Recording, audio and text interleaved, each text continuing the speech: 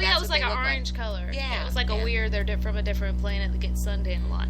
Yeah. Another thing is, one actually saw wires hanging out from where his leg was, like under his pants. Oh, really? His pants came up too much, and wires were hanging out. So one theory is they're actually aliens, and they're like studying us to try to figure out what's going on. It could be like federal agents, you know, trying to keep you to be quiet. Or another one is actually they're robots because the state or wherever federal people are like testing out their robots. Sometimes I don't think that they know about each other, the different departments. I think that it's just like you know, the one guy that we went and listened to about the What are you trying to say? They like, oh, did the gray guys get here yet? Did the ones with the lipstick on come? Because listen, Misty. Listen, I'm trying to tell you, listen. Okay. There was a story. Remember we went to that UFO? Yes, I really like that guy. He scared the shit out of me, and I'll never look in the sky again. Go ahead. But I tried to get him on the show, and I couldn't. I done got him. That's exactly what the chick said that I got in touch with. Tara from Seven Hills had scheduled all that we had went to before. So I got in touch with him. I was like, girl, how do I get this guy on our show? Because he changed us in thinking about it, you know? And she was like, well, I think he was doing a radio show the last I saw, and she gave me a link to it, and she was like, but I can't find him anywhere. He went off the grid. She's like, unless they got him. I was like, oh shit. Normally I'd be like, that's crazy as shit, but that man had his shit down. Yes, he did. He was was from MUFON, and he was the they sent him out when people were like, hey, I just saw an alien, and he said how you know it was a real alien or not, or how do you know that it was a UFO experience. And those stories were off the damn wall, and I'm like, holy shit, scared the shit out of me, man. Yes, they were, especially when they're like when they start like losing time and stuff like that, which these things are like, I mean, Dan Aykroyd has had a Men in Black experience, which I was delighted to find out. I love that man. Really, I do. He grew up in a spiritualist home. He did Ghostbusters. He got a horn out playing with that. You know what? You want to know? There was a trumpet that was flying in the air, but apparently those were used during spiritualist times. It's all a bunch of stuff. We should do it spiritualist. Oh, it's just the ideas are flowing. Lord, yes. But anyway, back to my original what the hell I was talking about is the MUFON guy. He said that if it is ever anything to do with an airport, if you can get to talk to them people first, the pilot or whatever, he has had incidents where the pilot has been like, yes, this has happened. I've seen this. This is what it looked like. They were very intelligent, very talking about it. And he has been like, okay, hold it. Do not. We're coming to talk to you. By the time they got there, them same pilots would say, I don't know what you're talking about. Because he said they get to him. Whoever it is gets to him and said, I thought once he was coming in for the interview and people in suits told him no. Wasn't that one? They cut him off and said, no, you need to leave. Yeah, and they're like, no, we don't know what you're talking about or whatever. And he's like, I just talked to this guy. But it's like they get there before he can to say, do not talk about this. And I believe that maybe there is things like that out there. I really do. So I don't know how much it is people just making it up, but I do believe these Men in Black, I do believe, that they're out there. Not just, just the No, we don't. Yeah, don't come to our house. Yeah. Or in our bushes. I don't want no pieces of paper said you can see me because I don't want you to. But we respect you.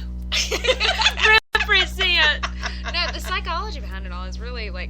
I am so screwed up. Like if a guy talks to me a certain way, then I will pretty much do whatever they say. They have to get like a lower tone voice, then I'll be like, okay, and I go and do whatever the hell they say because it's psychology. Because like when my dad would get mad, he'd take his voice down low instead of up higher. So when guys do that, I'm scared shitless. I mean, I'll be acting normal, and then all of a sudden they're like, whoa, man.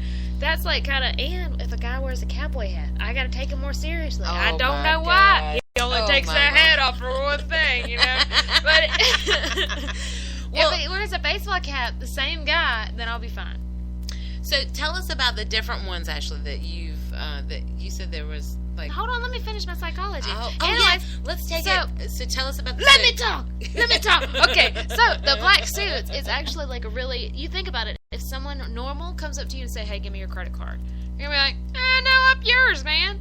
But if someone in a suit comes up to you and says, "Give me your credit card," then you'd be like, "Oh shit, here, take it," and you'd be like more inclined to do it because that's how our society is. If they're wearing a suit, they mean business. Plus, you wear a police officer outfit, just like that damn story. God, that was...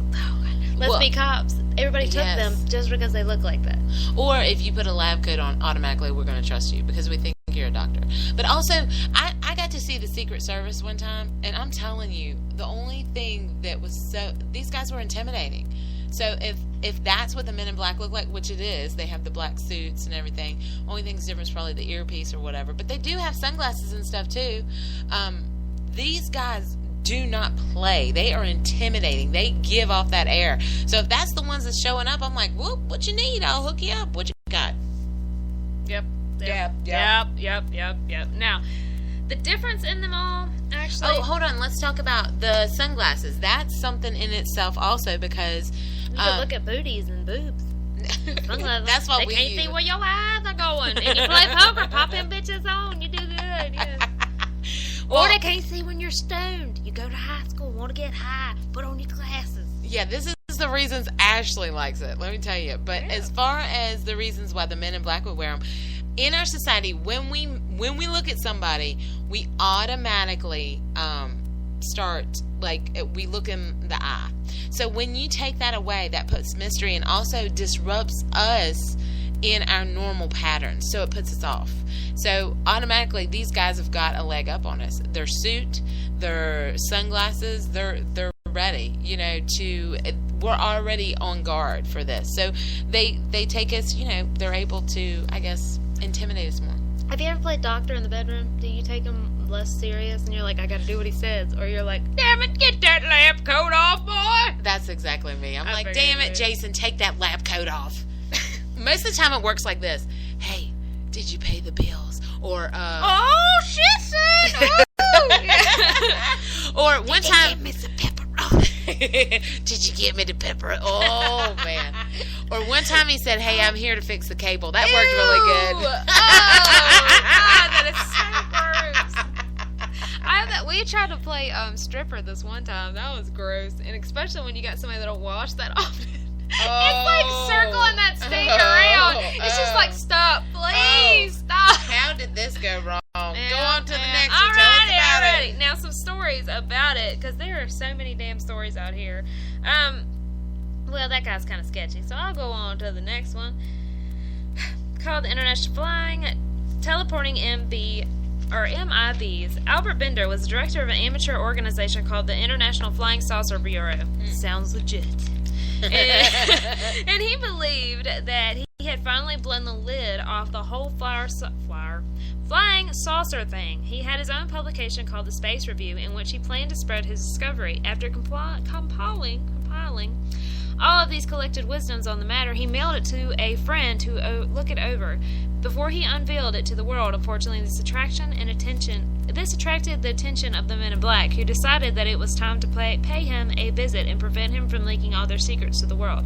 A couple of days later, Bender was on his bed when he suddenly had a dizzy spell. He noticed several dark shapes in the room with him that slowly materialized into men in black suits with black hats, obscuring their eyes and face. He noticed in particular that the man's eyes lit up with an incredible glow, and they seemed capable of speaking directly into his mind. They made him promise to destroy his finding and cease all the research in the subject. Bender was so scared that he was only too happy to comply. Hey, I wonder if Men in Black are actually... this has been thought of, by the way, before. You know how there are shadow people, and this is something that people have talked about in the paranormal forever. Well, I read this one article that was, what if they're just people on a different, maybe this is just people on a different plane that is coming to watch us. What if this is like the equivalent of Men in Black? You know what I'm saying? The shadow people. I've thought about that before. Not a lot, but I've thought about it. I thought about briefly for a minute. How about them dark figures or shadows? How about that? How about a toothbrush? Nah, that's I can't, because it doesn't have eggs on it. I got an egg fast. Eating all them eggs. I got it loud and clear and stinky. Go on with the next one. Ooh, they were caught on, Men in Black were caught on. Yeah, it looks like a Blues Brothers. That's what they look like. They seriously do. They look like Blues Brothers. Blues Brothers? They're the Boo Brothers. The video was captured in 2 men in black and who allegedly entered a hotel in Canada and started asking questions about one of the hotel employees. The stories say that employee in question had recently seen a UFO that had told others about his experience. Not long after, these 2 men show up at his place of appointment. Lucky for him, he was not working during their visit. According to the witness accounts, the men were asking people not only about the employee in question, but also the conspiracies in general. They had no eyebrows or eyelashes, strained hypnotic eyes, bald heads possibly disguised by wigs, and clothes that seemed to be meant for fitting in. But somehow were just enough out of place to raise alarming bells. Mm-hmm. These 2 men were definitely caught on camera. The question is whether they were government agents, beings from others' world in disguise, or simply the product of a clever hoax. Regardless of the answer, there's something hair-raising about 2 men in suits walking into a hotel in the middle of the day, asking strange questions about one of the employees, then leaving as mysteriously as they came.